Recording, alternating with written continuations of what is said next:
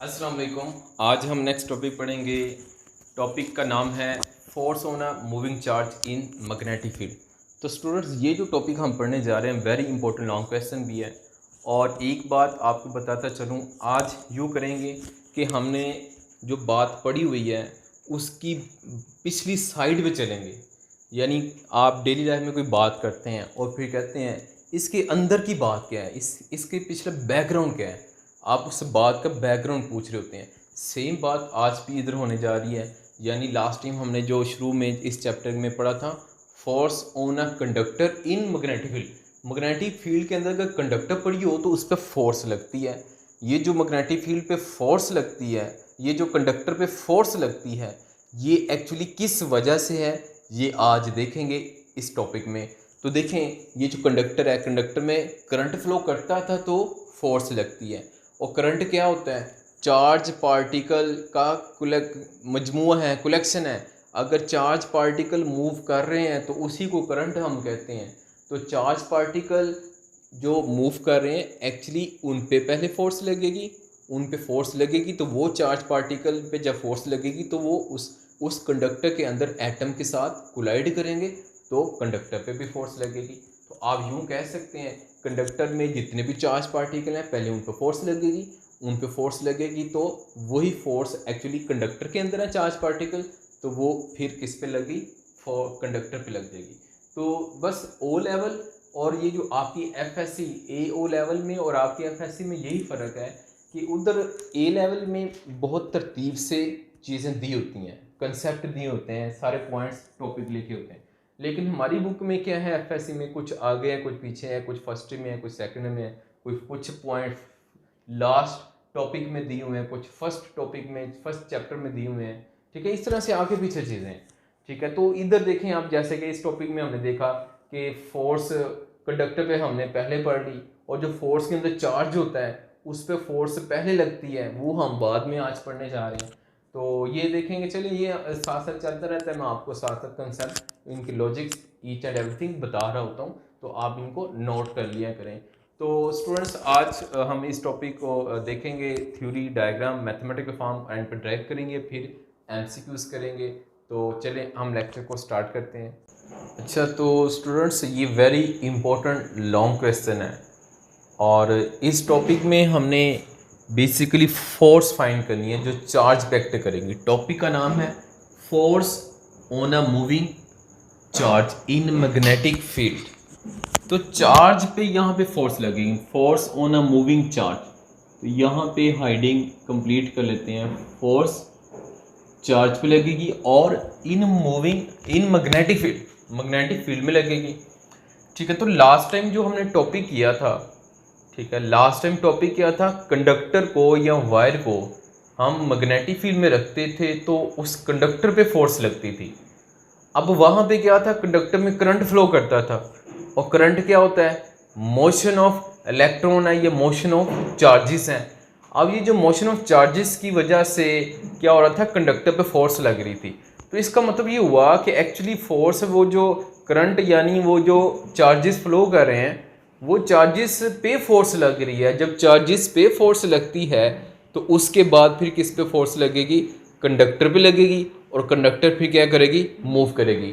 तो in short आप यूँ समझ लें कि जो हमने लास्ट टाइम टॉपिक पढ़ा था, force on a moving conductor, जो फर्स्ट टॉपिक हमने पढ़ा था इस चैप्टर के स्टार्टिंग पे, वो उसी को आगे उसके अंदर की हम बात देखने लगे हैं। कंडक्टर पे फोर्स लगती है तो कंडक्टर पे फोर्स लगने से पहले उस कंडक्टर के अंदर चार्जेस पे फोर्स लगती है।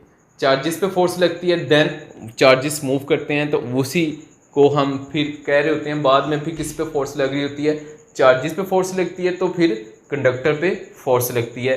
तो आइए इसको हम देखते हैं कैसे चार्जेस पे फोर्स लगती है, उसका फार्मूला क्या है, ये हम ड्राइव करेंगे। जो कंडक्टर पे फोर्स लग रही थी वो तो हमने लास्ट टाइम फार्मूला पढ़ा था। क्या फार्मूला था? कंडक्टर पे जो फोर्स लगती है उसका फार्मूला था F is equal to I times L cross B। ये हमने लास्ट टाइम इसका फॉर्मूला पढ़ लिया था।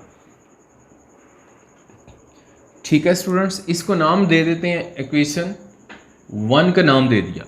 अच्छा देखें, ये फोर्स कंडक्टर पे, इधर कैपिटल एल आ रहा है ना, लेंथ है इस कंडक्टर की, इस पे फोर्स लग रही है कंडक्टर पे। कंडक्टर पे फोर्स लगने से पहले चार्जेस पे फोर्स लग रही होती है, तो हमने चार्जेस को डिस्कस करना है। तो चार्जेस मैंने लेट कर लें कि ये कंडक्टर का वायर का पोर्शन है जो हम देख रहे हैं, इसमें चार्जेस फ्लो कर रहे हैं, और बाय कन्वेंशन रवायत है, कन्वेंशन है कि हम पॉजिटिव चार्ज को सपोज करते हैं, यानी कन्वेंशनल करंट को सपोज करते हैं।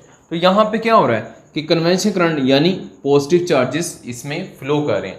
अब देखें इसमें पॉजिटिव चार्जेस मूव कर रहे हैं इस कंडक्टर के अंदर, तो देखिए ज़रा राइट लेट कर लें कि ये इस डायरेक्शन में मूव कर रहे हैं, तो इस डायरेक्शन में मूव कर रहे हैं, तो इसी डायरेक्शन में क्या आ गया, करंट आ गया। ये मैंने करंट को शो किया हुआ है कि इस डायरेक्शन में करंट है, और इस कंडक्टर की ये टोटल लेंथ को हमने कैपिटल एल से लिखा हुआ है, ठीक है। अब देखें ये चार्ज मूव कर रहा है राइट, तो इस चार्ज की वेलोसिटी राइट आ जाएगी, और मैग्नेटिक फील्ड जो हमने अप्लाई की हुई है, एक्सटर्नली अप्लाई की हुई है, मैग्नेटिक फील्ड की डायरेक्शन वर्टिकली अपवर्ड है। यूं सेलेक्ट कर लें कि यहाँ पे नॉर्थ पोल है और यहाँ पे क्या होगा, साउथ पोल होगा, तो मैग्नेटिक फील्ड एक्ट करेगी फ्रॉम नॉर्थ टू साउथ।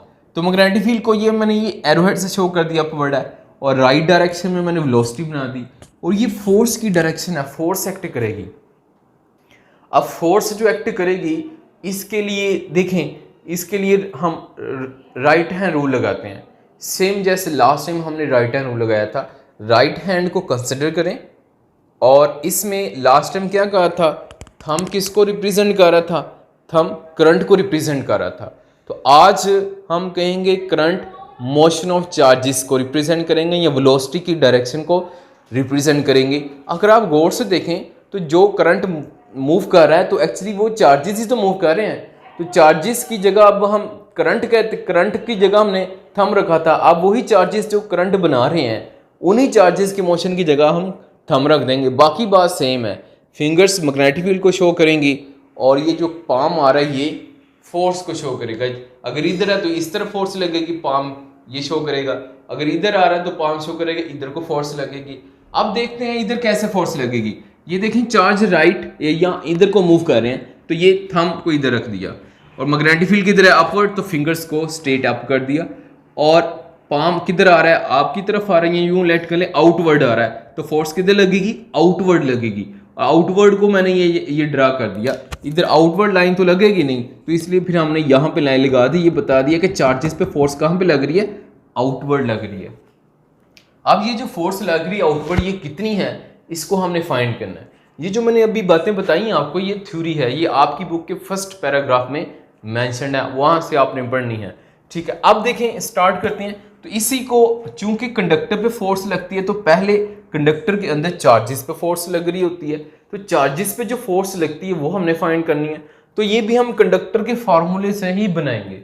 तो करंट हम फाइंड करेंगे, तो पुट करेंगे, सोल्व करेंगे, तो फार्मूला बन जाएगा। बस ये इतनी सी मैथमेटिकल फॉर्म है। तो चलें करंट का फॉर्मूला लिखते हैं। करंट का हम फार्मूला जानते हैं, करंट आई से लिखते हैं, और ये फार्मूला होता है I is equal to delta Q charge है और डेल्टा टी टाइम है। अब यहाँ पे चार्ज और टाइम चाहिए हमें, वो यहाँ पे निकाल के पुट कर देंगे तो करंट आ जाएगा, और करंट को हम इस अपर इस्तेमाल में पुट कर देंगे। तो ज़रा देखें स्टूडेंट्स, यहाँ पे करंट हमने चार्ज हमने फाइंड करना है। तो चार्ज फाइंड करने के लिए देखेंगे ज़रा, मैं कहता हूँ ये डेल्टा क्यू टोटल चार्ज है, is equal to total charge है, और इसके अंदर कितने पार्टिकल्स हैं, हम कह लेते हैं एन पार्टिकल हैं, और एक पार्टिकल पे कितना चार्ज है, मैं लेट कर लेता हूँ स्मॉल क्यू चार्ज है। तो देखिए स्टूडेंट्स, अगर मैं क्या करूँ, अगर नंबर ऑफ पार्टिकल्स को एक चार्ज के पार्टिकल से मल्टीप्लाई कर दूँ तो ये टोटल चार्ज आ जाएगा।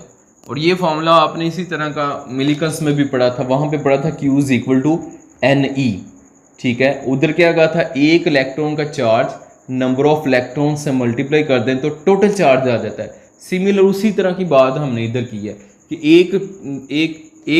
एक पार्टिकल का चार्ज नंबर ऑफ पार्टिकल से मल्टीप्लाई कर दें तो टोटल चार्ज आ जाएगा। तो ज़रा देखें, अब हम देख रहे हैं कि ये जो वायर इधर है, इसका जो पोर्शन है, इसका पोर्शन वॉल्यूम बन रहा है। इसके वॉल्यूम को यूं लेट कर लें, मैं लिख लेता हूँ वॉल्यूम V, ठीक है। वॉल्यूम को मैं इधर लिख लेता हूँ, कितना बन रहा है, वॉल्यूम बन रहा है यहाँ पे AL, ठीक है। लेंथ इंटू ये क्रॉस सेक्शन एरिया, इन दोनों को मल्टीप्लाई करेंगे तो ये वॉल्यूम का फॉर्मूला बनता है। हम देखना चाहते हैं total charge in volume A L, तो ए एल या ए एल पोर्शन में देखना चाहते हैं, तो इसी को हम क्या करेंगे ए एल से मल्टीप्लाई कर देते हैं। एन क्यू को ए एल से मल्टीप्लाई कर दिया तो ये बन जाएगा एन ए एल क्यू। तो ये हमारे पास टोटल चार्ज का फॉर्मूला आ गया। तो देखिए क्या क्या किया, ये टोटल चार्ज है ना, और हमने देखा टोटल चार्ज ए एल में कितना है, तो ए एल को 7 मल्टीप्लाई करते हैं, तो ए एल पोर्शन में ये टोटल चार्ज आ गया। अब ये यहाँ पे और क्या चाहिए हमें, यहाँ पे टी चाहिए, तो टी फाइंड करने के लिए आप फॉर्मूला लगाएं। फर्स्ट में आपने पढ़ा हुआ है S is equal to V T, और यहाँ से टी किसके इक्वल आ जाएगा जी, इधर से टी आ जाएगा एस ओवर वी के इक्वल आ जाएगा। तो देखें ज़रा स्टूडेंट्स, यहाँ पे जो टी आ रहा है, टी की जगह हम लगा लेते हैं डेल्टा टी। टी की जगह हमने क्या लगा दिया, डेल्टा टी। चूंकि हमारे फॉर्मूले में डेल्टा टी आ रहा है, इंटरवल टाइम आ रहा है, तो टी लगा दिया। और एस की जगह हम लगा लेंगे कैपिटल एल, और वी वेलोसिटी है, इसको वी को वैसे लिख लेंगे, ठीक है। तो ये हमारे पास टाइम का भी फार्मूला आ गया। अब ये टाइम एल कैसे लिखा, तो ज़रा डायग्राम पे अगर आप जाएं, तो अगर चार्ज एक एंड से एंटर होता है, या यूं कह लें कि यहाँ से लेफ्ट से एंटर हुआ और राइट साइड पे निकलता है, ठीक है, एक साइड से एंटर होता है, दूसरी साइड से आउट होता है, तो क्या होगा यहाँ पे कि एक साइड से दूसरी साइड पे आते हुए जो टोटल डिस्टेंस कवर करेगा वो किसके इक्वल होगा, कैपिटल एल के इक्वल होगा। तो इसलिए मैंने इधर एस की जगह कैपिटल लगाया, और ये स्पीड वैसे ही है, टाइम भी आ गया, चार्ज भी आ गया। तो चलें इधर पुट करते हैं, तो पुट करें ज़रा, इसमें क्या आ जाएगा, current I is equal to delta Q की जगह पे क्या आ जाएगा, एन ए एल क्यू, ठीक है। और अब लगाएं डेल्टा टी की वैल्यू। तो स्टूडेंट्स ज़रा देखें, डेल्टा टी की वैल्यू हमने क्या निकाली, यहाँ पे निकाली वी ओवर एल। तो इसमें अब देखें कुछ कैंसिल तो नहीं हो रहा, ज़रा गौर से देखें। ऑफ कोर्स आप कहेंगे कि कैपिटल एल से कैंसिल हो रहा है, क्योंकि डिवाइड हो रहे हैं सेम में, तो कैंसिल हो जाएंगे। अगर कैंसिल हो रहे हैं तो फिर ये जो डिनोमिनेटर के डिनोमिनेटर में आ रहा है, तो ये क्या होगा, ये क्या होगा, ये न्यूमरेटर में चल के मल्टीप्लाई हो जाएगा। मल्टीप्लाई होगा तो अब करंट का फॉर्मूला क्या आ जाएगा, I is equal to N A we q. अच्छा, इसको अब करंट को हमने लिख लिया इस तरह से, ठीक है, v मल्टीप्लाई हो जाएगा, l कैंसिल हो गया। अब स्टूडेंट्स देखें यहाँ पे ये जो फॉर्मूला है ये करंट का फॉर्मूला है। अब ये करंट की वैल्यू इक्वेशन 1 में इधर i की जगह पुट करें, तो चलें पुट करते हैं। मैं इधर लिख लेता हूँ आपकी आसानी के लिए। फॉर्मूला हमारे पास था f is equal to i into L cross b। अब ये हमने फॉर्मूला पुट कर दिया, ये इक्वेशन 1 है। अब करना क्या आपने, यहाँ पे करंट की वैल्यू यहाँ पे पुट कर दें। ये हम करंट की वैल्यू पुट करेंगे तो अब क्या फॉर्मूला बन जाएगा, ज़रा देखें।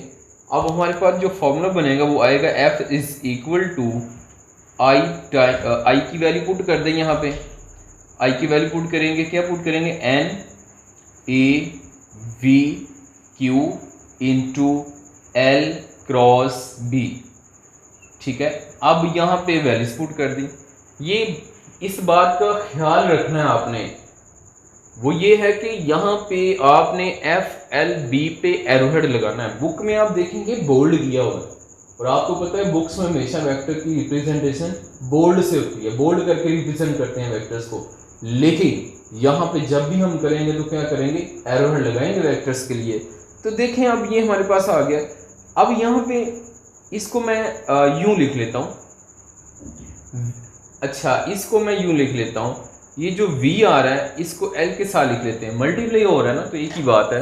तो चलें लिख लेते हैं, यहाँ पे क्या बनेगा, ये f इज इक्वल टू, यहाँ आ जाएगा n a q, और v को किसके साथ लिख लिया, कैपिटल L के साथ लिख लिया, और एक ही बात है, मल्टीप्लाई हो रहे हैं सारे, ठीक है।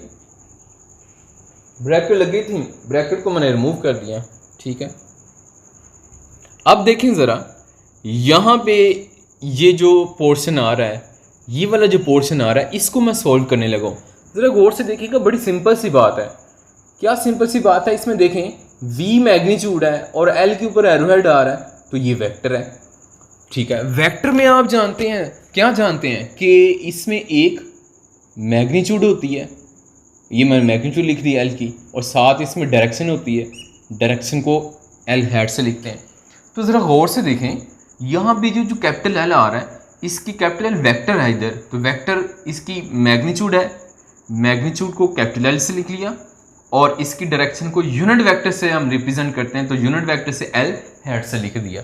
अब देखें ज़रा, मैं इसको क्या यूँ लिख सकता हूँ, आप ज़रा देखें इसको गौर से, मैं इसको लिख सकता हूँ यूँ, ये जो यहाँ पे वैल्यू, ये जो एल हैट आ रहा है, मैं इस एल हैट की जगह पे मैं लिख लेता हूँ वी हैट।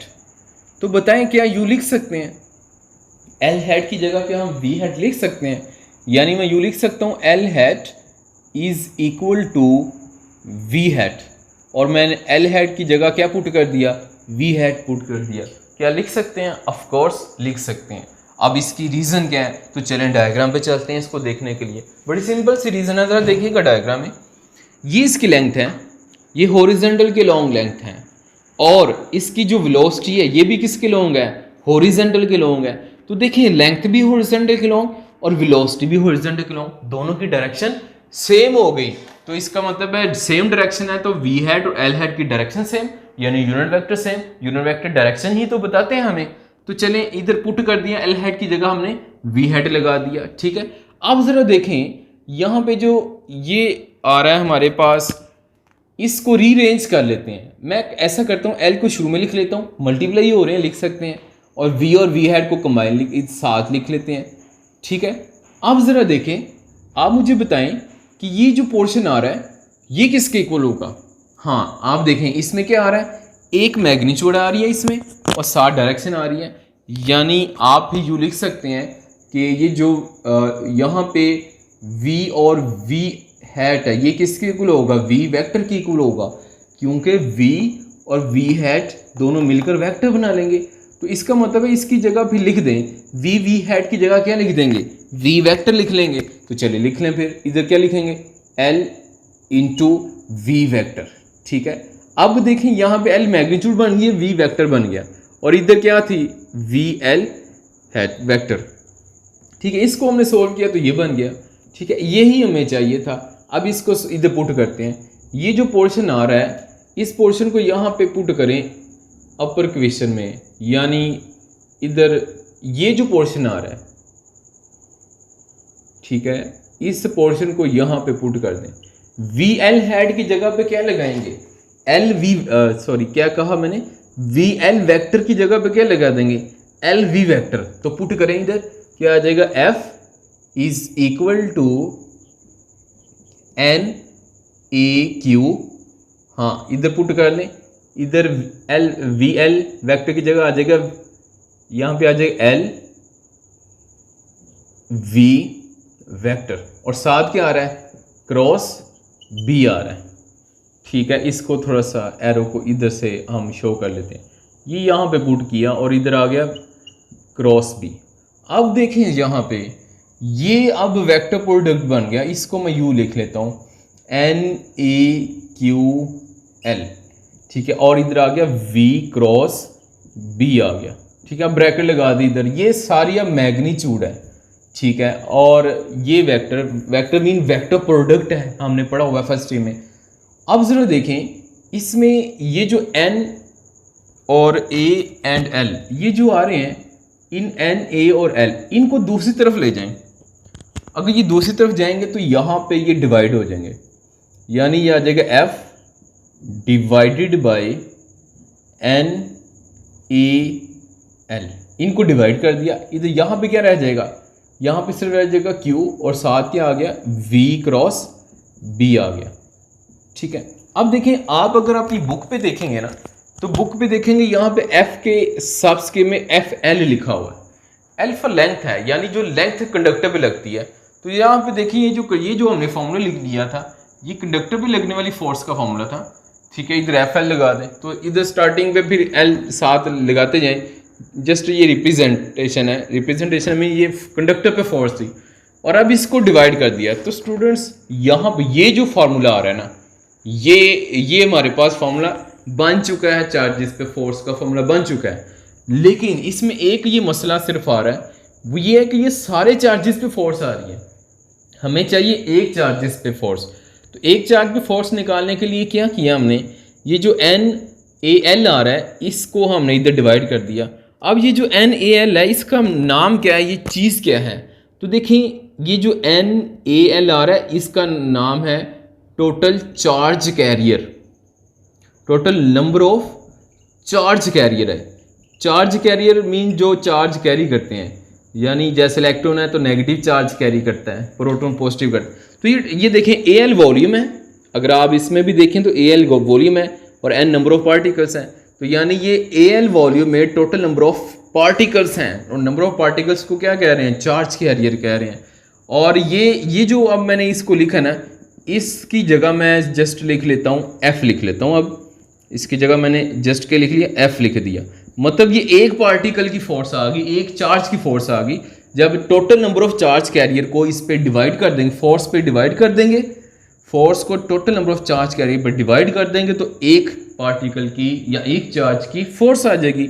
और दूसरी तरफ क्या आ रहा है, Q into v cross B आ रहा है। ठीक है, अब ये हमारे पास एक चार्ज का फॉर्मूला बन चुका है। ठीक है, ये वेरी इंपॉर्टेंट लॉन्ग क्वेश्चन है। और अब देखना चाहते हैं हम इसकी फोर्स की डायरेक्शन बतानी है। तो फोर्स की डायरेक्शन बताने के लिए हम राइट हैंड रूल यूज़ करते हैं। अब राइट हैंड रूल का बहुत रोल है हमारी फिजिक्स में, ये डायरेक्शन बताता है। डायरेक्शन बहुत इंपॉर्टेंट होती है फिजिक्स में। ठीक है, तो देखें राइट हैंड, अक्सर स्टूडेंट्स क्या करते हैं, राइट हैंड रूल यूज़ कर रहे होते हैं लेकिन बता लेफ्ट हैंड से रहे होते हैं। मैं कहता हूँ बताएं राइट हैंड रूल क्या है, बताएं डायरेक्शन निकाल के बताएं, तो वो लेफ्ट हैंड से डायरेक्शन निकाल लेते हैं, तो ऑफ कोर्स वो रॉन्ग आंसर आएगा। राइट हैंड रूल में आपने राइट हैंड रूल से ही डायरेक्शन फाइंड करनी है। तो चले मैं राइट हैंड रूल लगाता हूँ। एक तो अभी मैं आपको बता के आ रहा हूँ, उससे भी हमने फाइंड की। एक है right hand rule for cross product. ये जो right hand rule for cross product है ये क्या होता है? अब ये वही है जो लास्ट टाइम हम पढ़ कर आ रहे हैं। ये देखें V क्रॉस B है, तो फिंगर्स को V से B की तरफ कर्ल करें। जब कर्ल करेंगे तो थंब क्या इंडिकेट करेगा, फोर्स की डायरेक्शन को बताएगा। तो चलें आइए मैं डायग्राम से आपको बताता हूँ। देखें ये वेलोसिटी है, ये ऊपर की तरफ मैग्नेटिक फील्ड है। मैं यहाँ पे ड्रा कर लेता हूँ, ये वेलोसिटी है और ये क्या है, मैग्नेटिक फील्ड है। और आप देख रहे हैं कि दोनों परपेंडिकुलर भी हैं। चलें अब देखें ये कुछ भी हो सकते हैं, इस केस में परपेंडिकुलर है वेलोसिटी और मैग्नेटिक फील्ड। अगर आप देखें फिंगर्स को क्या करना है, V से B की तरफ कर्ल करें।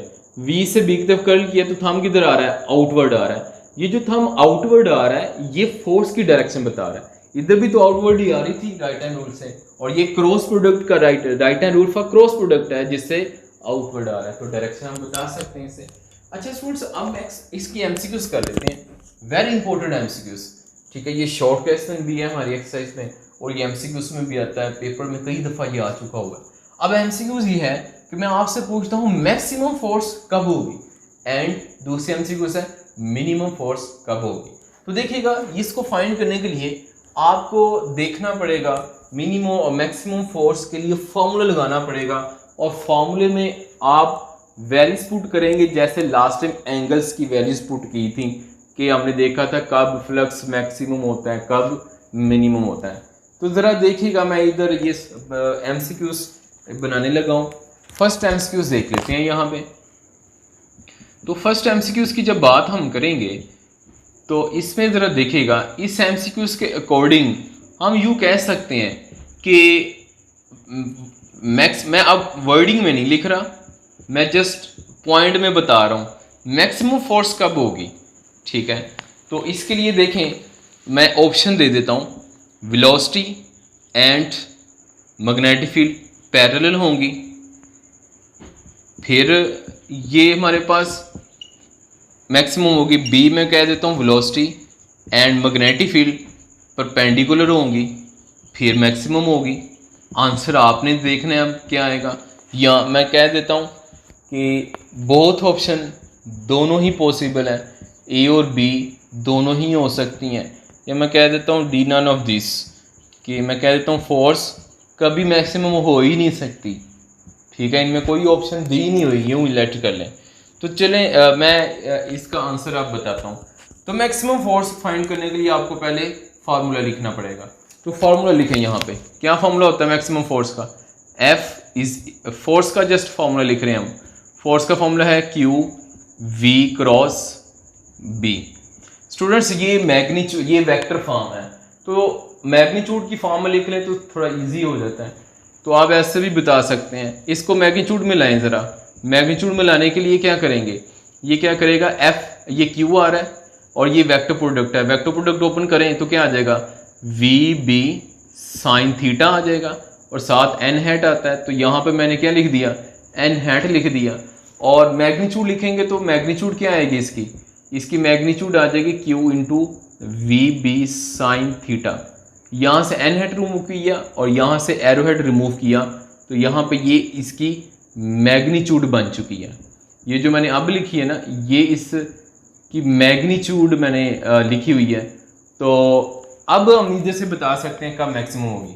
ऑफ कोर्स आप जानते हैं कि 90 पे क्या होगी, मैक्सिमम होगी, क्योंकि साइन 90 डिग्री क्या होता है, साइन 90 डिग्री 1 होता है। तो ये क्या आ जाएगा, F is equal to Q V B.